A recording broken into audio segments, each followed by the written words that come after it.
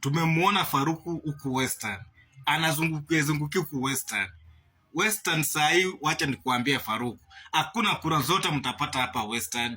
Hata mzunguke kila siku, hakuna kura mtapata hapa Western. Hata ukuje ongee Kiluya hapa Western, hakuna kura utapata.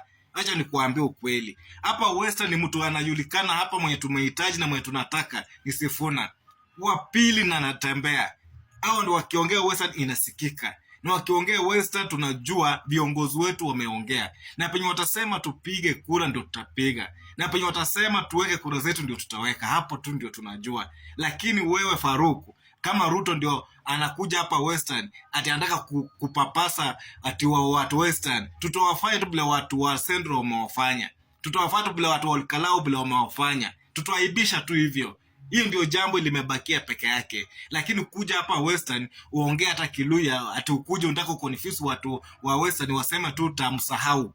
Hapo sahau kabisa, tafuteni mahali pengine, lakini si Western. Western ni one term.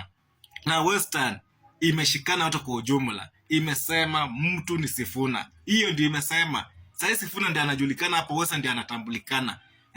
Hebu sikie bile huyu Faruku anaongea.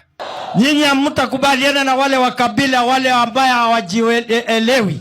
Wale wakipata kitimoto wanaanza kutapikia sisi. Walipata kitimoto pale Olkalau, wanaanza kufuria sisi ni kama wamepata ulimwengu yote. Shetani ashindwe ama asishindwe. Na wewe mtu unaitwa Alan Chesang na huyu wa Mbeza wa Paranya, msilete ujinga hapa Western. Uliona bila mmefanyiwa. Western itaki mambo ya tu tamu hapa. Ni one tamu hapa Western. Mbeza wa Paranya, wewe, wacha nikuambie wewe, Western imekataa. Ukitaka usikizana na watu Western ni one tamu. Na mtu tunajua hapa Western, wacha nizidi kuambia, ni mtu anaitwa Sifuna. Huyu ndio tunamfahamu. Na huyo ndio tunamhitaji hapa Western.